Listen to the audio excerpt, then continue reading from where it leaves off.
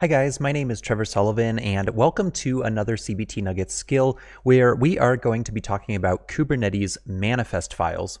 Now, Kubernetes manifest files are something that's very, very important for you to be familiar with in the Kubernetes ecosystem.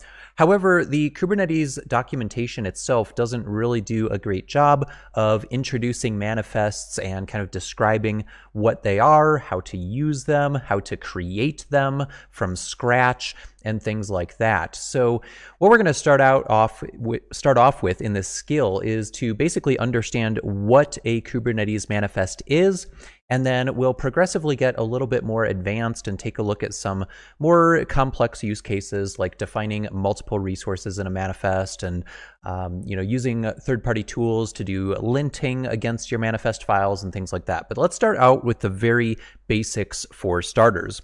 So let's say that you've got an existing Kubernetes cluster out there running either in the cloud or you're using some kind of Kubernetes distribution like K3s or Kind. And your objective is to basically deploy some kind of application out onto that Kubernetes cluster. Now, in order to deploy an application to Kubernetes, you're going to need to create something known as a manifest file. So what is a manifest file? Well, it's actually very simple. It's just a plain text file that you create using your text editor of choice, and the manifest file basically declares the individual resources that you would like to provision into your Kubernetes cluster. So basically what you're going to do is create just a simple text file here, and this is going to represent things like pods, things like service controllers, deployment controllers, replica sets, and config maps, secrets, and pretty much any type of resource that you could then deploy into your Kubernetes cluster. Now, because it's a plain text file, that has a lot of benefits to it. Number one, it's just human readable. You can, look at that file. You can use any text editor. There's nothing that's platform specific about it. It's just a plain text file. So you can use, Notepad on Windows. You can use Visual Studio Code. You can use, really, if you wanted to, theoretically, Microsoft Word or any other tool that allows you to edit plain text documents.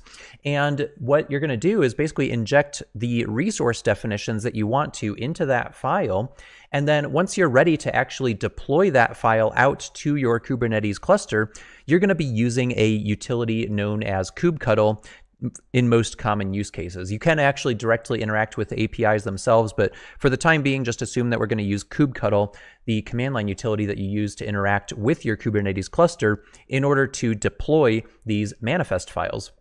Now, the manifest file itself can be written in either JSON or YAML syntax, so it's a really good idea before you get too deep in the weeds in building your own custom manifest files to at least have a basic understanding of JSON objects, JSON arrays, JSON data types, and things like that. It's pretty basic, but once you kind of learn it, you'll get the hang of it pretty easily. And then same thing for YAML. How do you structure a YAML document? How do you define YAML properties? How do you define multi-line strings in YAML documents and define arrays in YAML documents as well? So it's a good idea to have just an understanding of those JSON and YAML syntaxes for different types of files. But then once you define those resources for Kubernetes in this plain text file here, what you're going to do is actually send this file over to what's known as the API server component within your Kubernetes cluster. So if you have done any kind of preliminary learning on Kubernetes so far, you'll probably know that there are master nodes and worker nodes inside of your Kubernetes cluster. The master nodes, if you were to kind of break apart a master node and look at what's inside of it, you'll see that a master node has a few key components on it, at least at a high level. So you're going to have things like the API server, and that's actually going to expose the REST API that you use to interact with Kubernetes clusters. And then you're also going to have the scheduler component, and the scheduler component is responsible for finding worker nodes within the cluster that a particular pod can run on. And then you've also got the controller manager as well, which is responsible for basically figuring out which resources need to be created, what the current state of different resources is, and it's kind of tracking the current state of the cluster with the desired state of the cluster based on the resource definitions that you, as an administrator or a developer or basically just any kind of end user role with a Kubernetes cluster, is going to basically request from that cluster. So what you're going to do is send this document, this manifest file, over to the API server, and then that's going to basically store it in the backing key value store, typically etcd, on your Kubernetes cluster. And then the controller manager is going to start to take over and inspect the resources that you've defined in that file and determine if new resources need to be created or if the resource already exists and something about that resource's configuration just needs to be updated or changed, or if you need to actually delete any resources as well. So if you've decided that maybe you don't need a resource any longer and you want to clean up resources, you can actually send those requests over to the API server as well. Now, creating just a single manifest file is fairly straightforward. There's actually tools out there that will help you to craft the actual resource definitions inside of those manifest files. For example, there's a great Visual Studio Code extension for Kubernetes that I believe is developed by Microsoft actually, and it has built-in code snippets that allow you to just kind of automatically define different types of resources in this manifest file before you actually send it over to the API server for deployment. And those types of resources, again, are things like pods and deployment controllers, service controllers, and things of that nature. So by using tooling to help you kind of streamline your development of these manifest files, you don't necessarily have to remember the exact structure of these manifest files. You can use these tools to generate snippets, and then you can just go out and fill out the user-specific information that you want to define. So for example, in a pod definition, you're going to have things like an image that you want to deploy a pod from, and multiple container definitions within that pod spec. You might give a custom name to the pod as well. And then for things like service controllers, you might have labels that you want to apply to the service controller so that the service controller can go discover pods that are running in your cluster that match a certain set of labels so that it can forward network traffic over to those pods. So that's kind of at a high level what we're looking at here. The manifest file is basically your way of telling Kubernetes, I want to deploy this resource and this resource and this resource and this resource. And you can define those resources all as separate manifest files if you'd like to.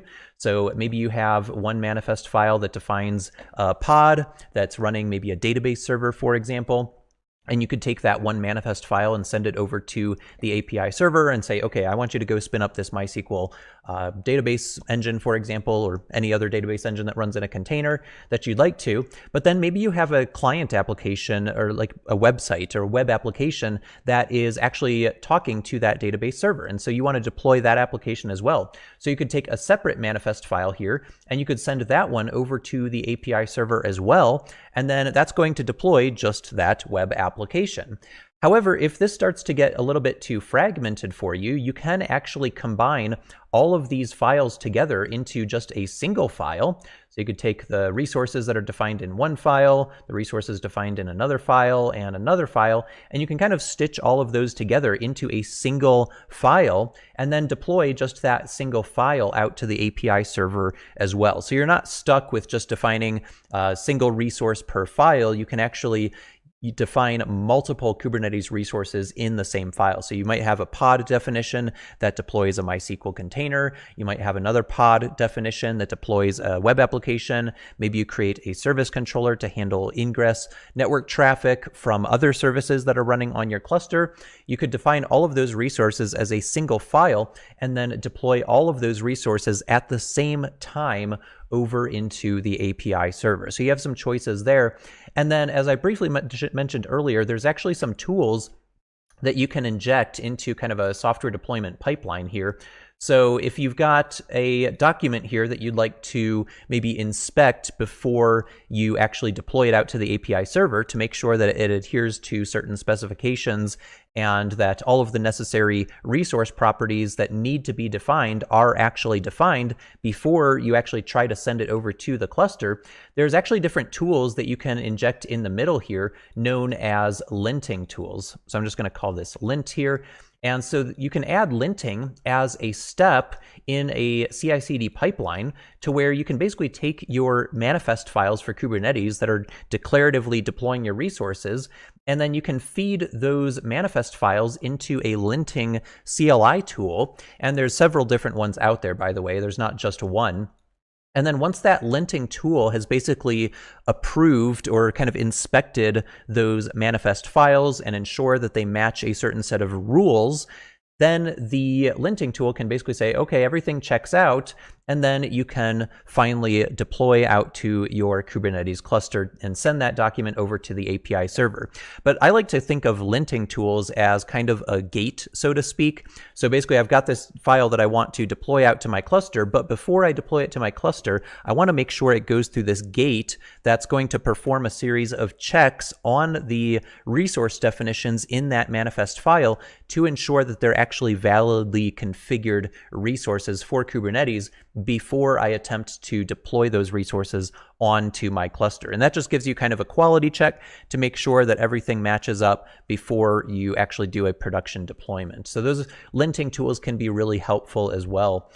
So in any case, we're going to go ahead and take a look at the kind of basic structure of these manifest files, some of the common properties that you'll see regardless of whether it's JSON or YAML syntax, some of the common properties that you'll see on all types of resources in these manifest files, and then we'll actually deploy them out to our cluster.